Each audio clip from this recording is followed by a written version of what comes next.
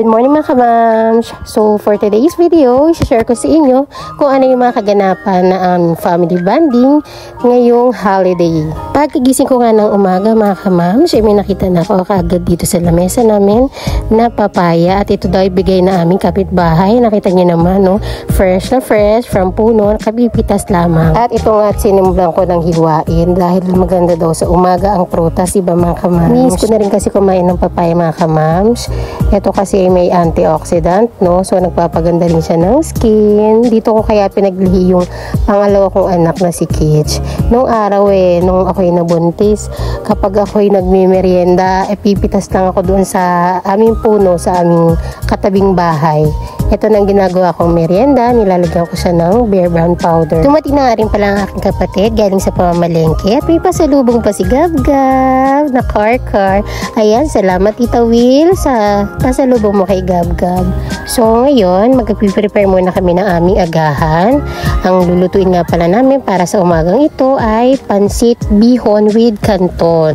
At ayan, sinisimulan ko ng magayat nito, sibuyas, bawang, at ginaya ko rin pala lahat ng gulay. At ayan mga kamams, nakaready na ating mga lulutuin.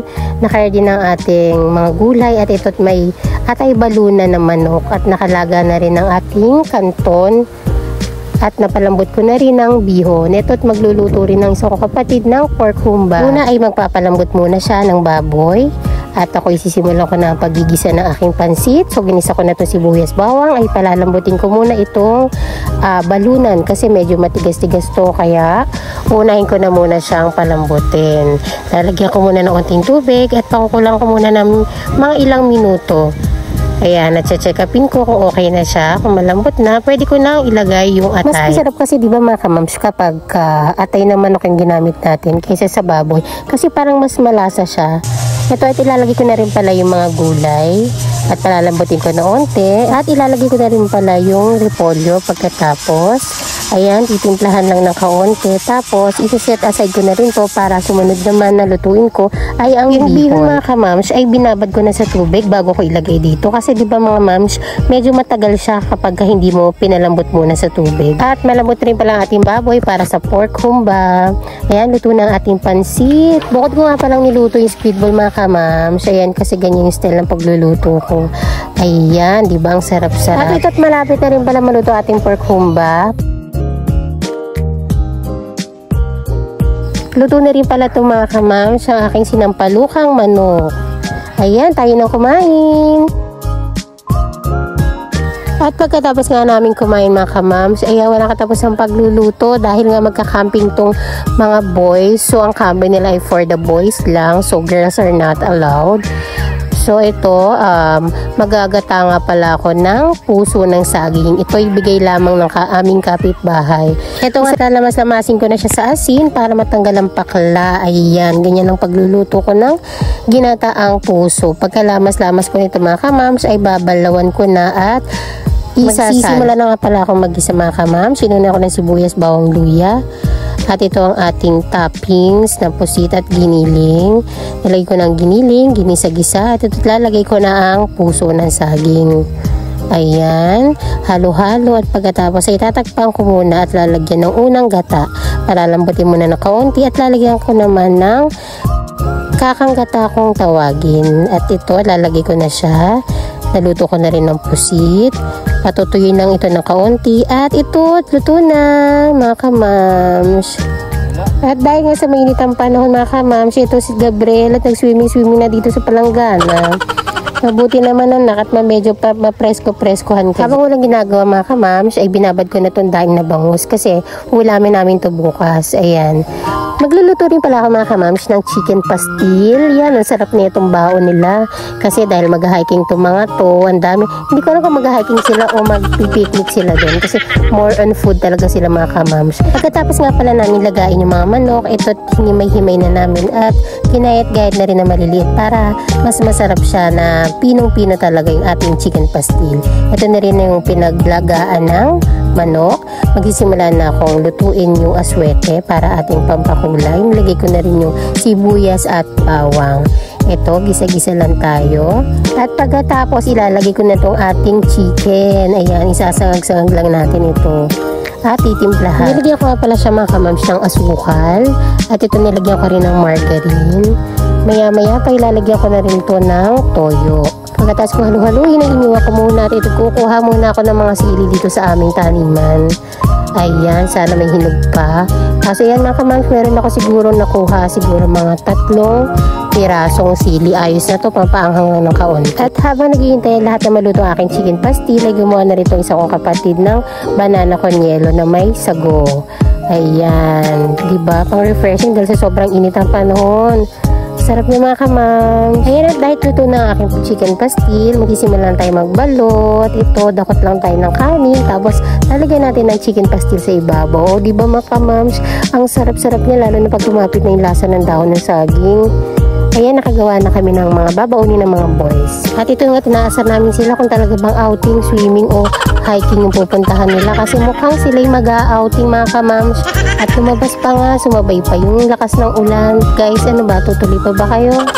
Wala eh, rain or shine daw, tuloy sila. O, di sige, bahala kayo maligo sa ulan.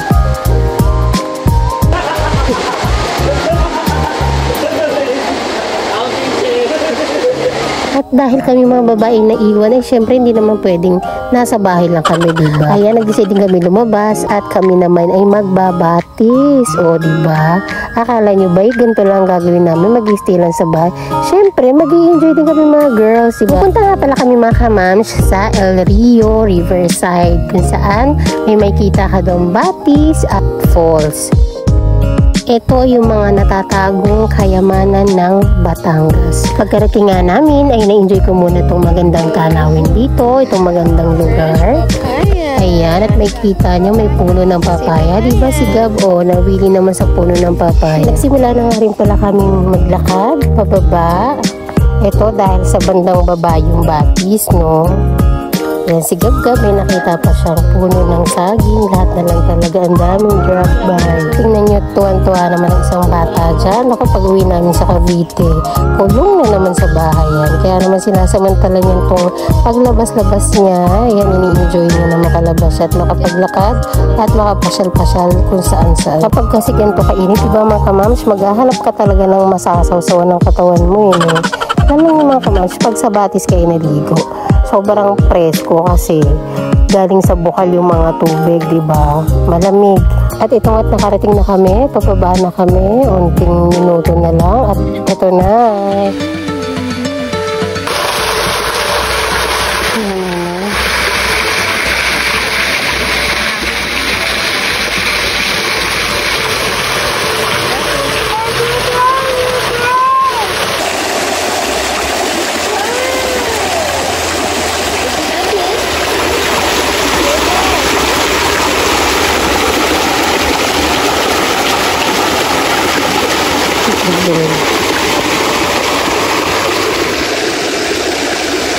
Hi! Isang bata pa na sa tubig.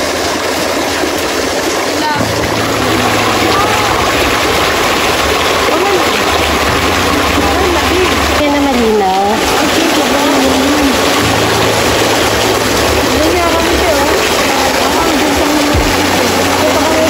Hindi malalim.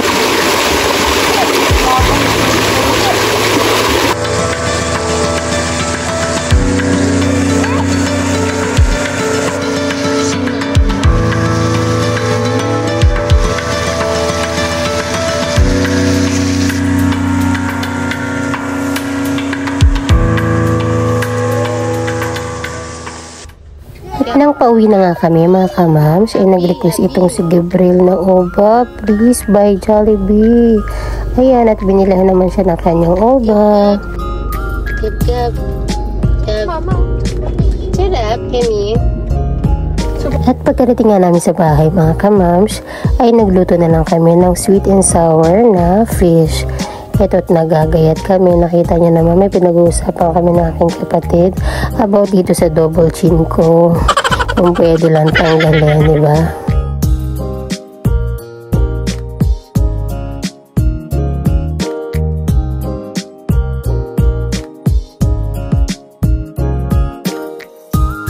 Pagkatapos nga pala namin maiprito itong mga isda, ay nagsimula na ako mag-isa. Ginisa ko na ang sibuyas, bawang at luya at nilagay ko na rin itong carrots.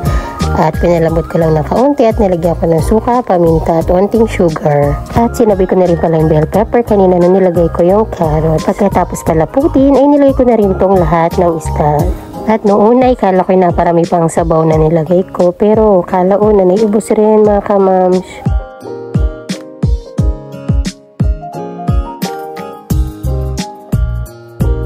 Nagluto na rin pala ako ng tortang talong para sa aming gulay.